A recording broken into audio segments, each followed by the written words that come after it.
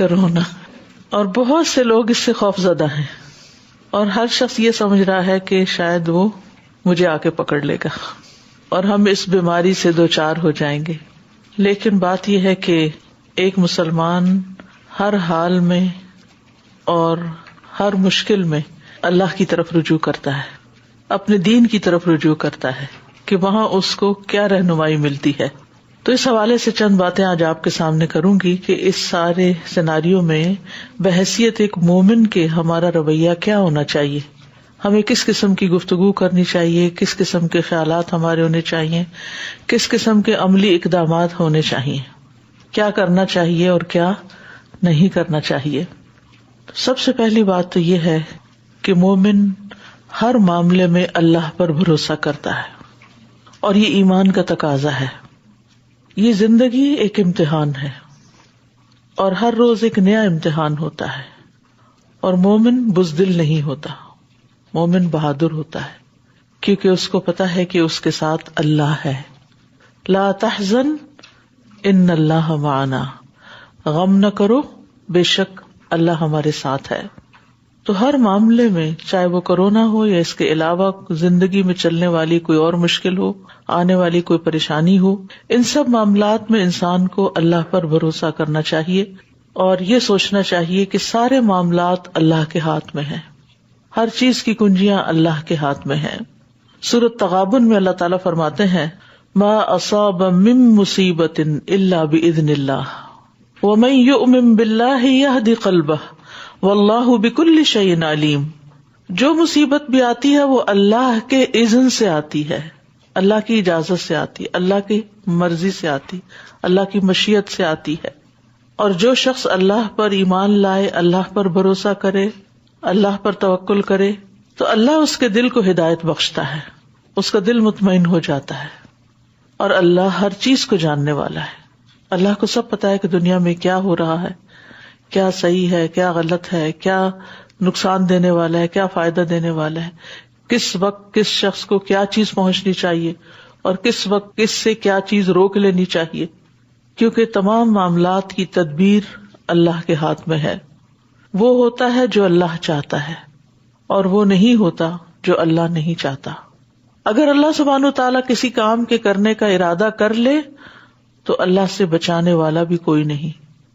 سورۃ الاحزاب میں اللہ تعالیٰ فرماتے ہیں قل من ذا الذی یعصمکم من اللہ ان اراد بکم سوءا او اراد بکم رحمہ ولا یجدون لهم من دون اللہ ولیا ولا نصیرا. کہہ دیجئے وہ کون ہے جو تمہیں اللہ سے بچائے گا اگر وہ تمہارے ساتھ کسی برائی کا ارادہ کر لے. وہ تمہیں بیمار کرنا چاہے تو پھر کون بچا سکتا ہے؟ کوئی بھی نہیں. یا تم پر کسی مہربانی کا ارادہ کر لے تو بھی اللہ کی مہربانیوں کو کوئی روک نہیں سکتا. اور وہ اپنے لیے اللہ کے سوا کوئی دوست نہ پائیں گے. کون؟ مومن، ایمان والے. اور وہ اپنے لیے اللہ کے سوا کوئی دوست نہ پائیں گے اور نہ کوئی مددگار. تو اصل مدد اللہ کی ہے، اصل خیر اللہ کے ہاتھ میں ہے. ہر چیز کا وہ مالک ہے. لہو ملک السماوات والارض، آسمانوں اور زمین کی بادشاہت اسی کے ہاتھ میں ہے. اسی نے پیدا کیا ہے، وہی تدبیر کرتا ہے، وہی کنٹرول کرتا ہے. اس لیے اسی کی طرف رجوع کرنا چاہیے، اسی پر بھروسہ کرنا چاہیے. سورۃ التوبہ میں آتا ہے قل لن یصیبنا الا ما کتب اللہ لنا.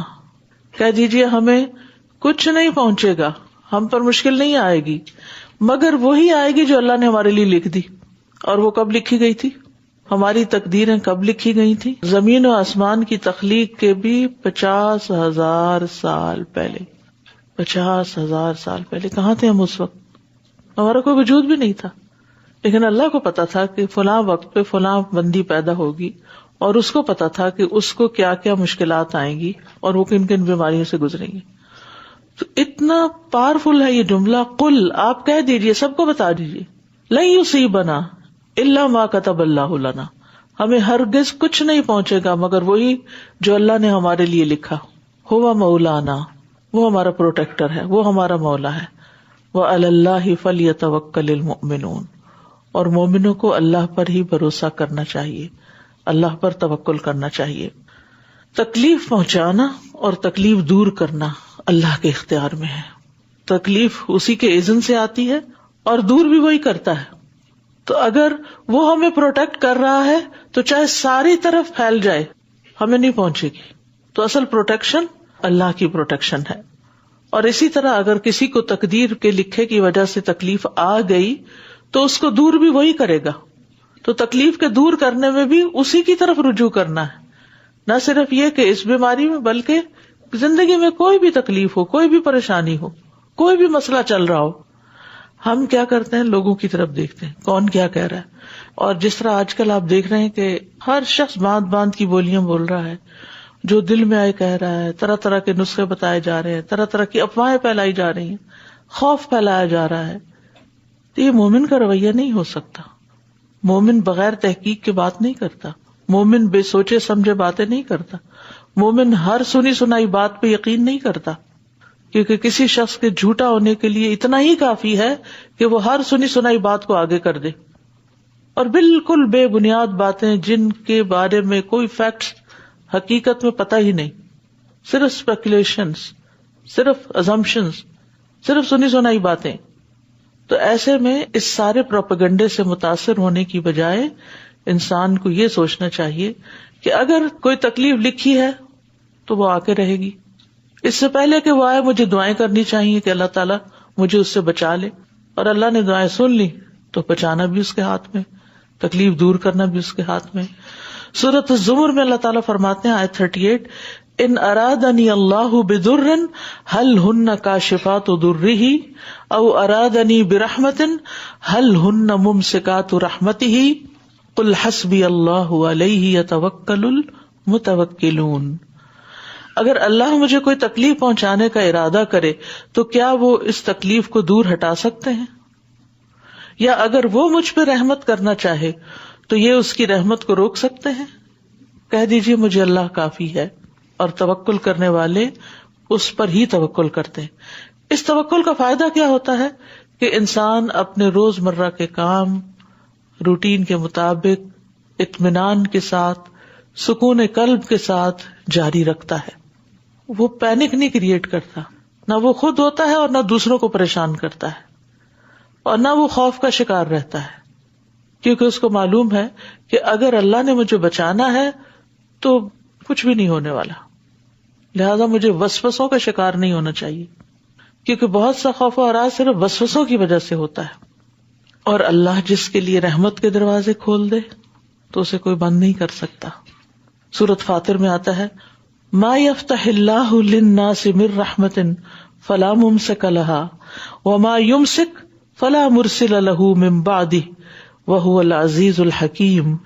جو کچھ اللہ لوگوں کے لیے رحمت میں سے کھول دے تو اسے کوئی بند کرنے والا نہیں، اور جو بند کر دے تو اس کے بعد اسے کوئی کھولنے والا نہیں، اور وہی سب پر غالب ہے، کمال حکمت والا ہے۔ یعنی اگر اللہ نے آپ کے لیے کوئی خیر لکھی ہے، وہ خیر چاہتا ہے تو ساری دنیا میں مل کے اس کو کوئی روک نہیں سکتا، اور اگر کوئی نقصان ہے، کوئی دروازہ بند ہے تو سب مل کر کتنا بھی چارہ کر لیں کوئی کھول نہیں سکتے۔ اسی طرح ساری دنیا کے لوگ مل کر اگر آپ کو کوئی تکلیف پہنچانا چاہیں، آپ کا برا چاہیں، تو آپ کو تکلیف نہیں پہنچا سکتے مگر اتنی ہی جتنی اللہ نے لکھی ہو۔